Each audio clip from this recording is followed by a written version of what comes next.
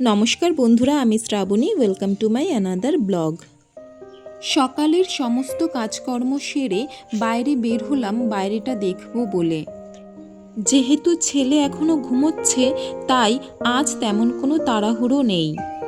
সকালের পরিবেশ কিন্তু ভারী সুন্দর থাকে, তাই না বলুন? কিন্তু শুধু পরিবেশ দেখলেই তো আর চলবে না, তাই আবার কাজ করতে লেগে পড়লাম। ছেলের জলের বোতলগুলো ভরে রাখলাম। ওদিকে ছেলে কিন্তু নড়াচড়া করছে আর কিছুক্ষণই হয়তো ঘুমোবে, তাই ওর জলের বোতল আর খাবারটা রেডি করে নিলাম। কি বলছো? আসো, এদিকে আসো। এটা কি? এবার আমি ছেলের ভাতটা বসিয়ে দেব। তার জন্য নিচ্ছি আমি 2 চামচ নর্মাল বাসমতি রাইস, মানে লং গ্রেইনটা নয়। যেহেতু ওর টিথিং পিরিয়ড চলছে, তাই আমি ওর খাবারে নরম ধরনের ভাতটাই রাখি। আর এই ভাতের মধ্যে কিন্তু আমি একটুখানি ভেজিটেবল অ্যাড করে দেব, যেমন ক্যাপসিকাম, গাজর আর রাঙা আলু বা লাল আলু। এরপর এটাকে আমি খুব ভালো করে ফুটিয়ে নেব। আর হ্যাঁ, এখানে কিন্তু আমি সামান্য লবণ অ্যাড করব।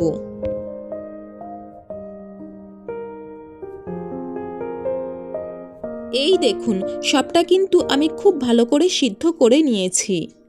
ওর ভাতটা রেডি হয়ে গেছে যখন, ওকে স্নান করিয়ে দেব।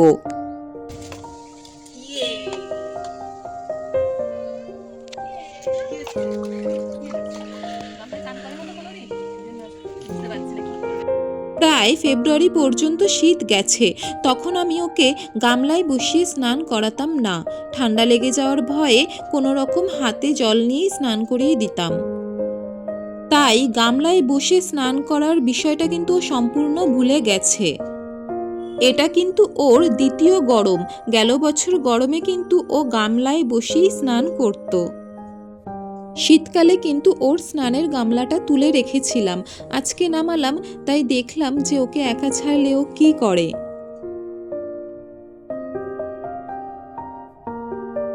পাপার স্নান তো হয়ে গেল, এবার আমি নিজে স্নান করে ওকে খাওয়াতে বসবো। আমার ছেলের কাণ্ড দেখুন, ও কিন্তু সমানে ফোনের দিকে হাত বাড়াচ্ছে, মানে ও একটু গান শুনতে শুনতে খেতে চাইছে। এইভাবেই তো আমাদের দুপুরটা কাটলো। এবার বিকাল হতেই একটু বাইরে বেরোলাম কিছু জিনিস কেনার জন্য। প্রথমে এখান থেকে একটু চিকেন নিয়ে নিলাম, নিয়ে তারপর এই গ্রসারি স্টোর থেকে কিছু জিনিসপত্র নিলাম। আর দেখুন তো সামনে কে দাঁড়িয়ে আছে। এই দোকানটার সামনে কিন্তু ও সব সময় এইরকমভাবেই দাঁড়িয়ে থাকে।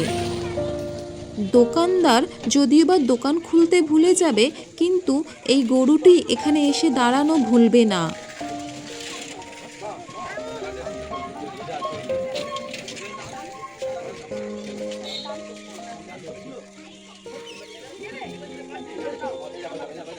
ভয় পাচ্ছি, থাক। গ্রসারি স্টোর থেকে কিছু জিনিসপত্র কিনে নিয়ে এই সবজির দোকানটায় দাঁড়ালাম কিছু সবজি কেনার জন্য। আর এখানেই পাপাকে কিন্তু এই ভদ্রমহিলা একটু আদরও করে দিল।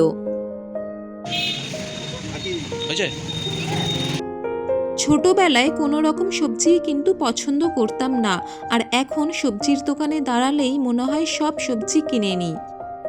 যাই হোক, সবজি কিনে নিয়ে কিন্তু আমরা চলে গেলাম কেক আর মনের একটি ব্রাঞ্চে।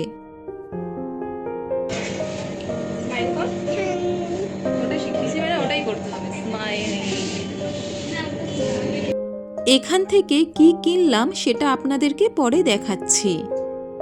বাড়ি ফিরে প্রথমেই চিকেনটাকে টক দই আর গোলমরিচের গুঁড়ো দিয়ে ম্যারিনেট করে রাখলাম। এবার আপনাদেরকে দেখাবো কেক আর মনে কেন গিয়েছিলাম। এই দেখুন, ওই গ্রসারি স্টোরটা থেকে নিয়েছিলাম এই আম দইটা, আর কেকের মন থেকে নিয়েছি 2 রকম কেক। আর বাড়িতে ছিল একটা লেজের প্যাকেট।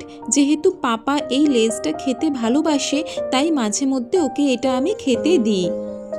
আজ 24 এপ্রিল 2025-এ পাপার 18 মাস কমপ্লিট হলো, তাই একটু সেলিব্রেশন করলাম।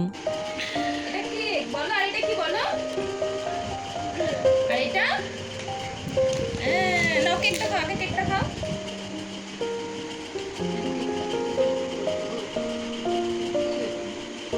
আমি একটু খাই গালে গালে।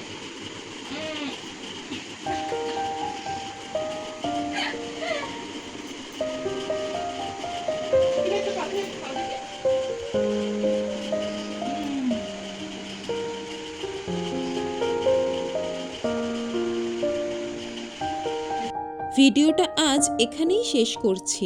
আপনাদের সঙ্গে দেখা হবে পরের একটি নতুন ব্লগে। আর যদি আমার ভিডিওটা আপনাদের ভালো লাগে তাহলে প্লিজ একটা লাইক, কমেন্ট আর শেয়ার করতে কিন্তু ভুলবেন না। ধন্যবাদ।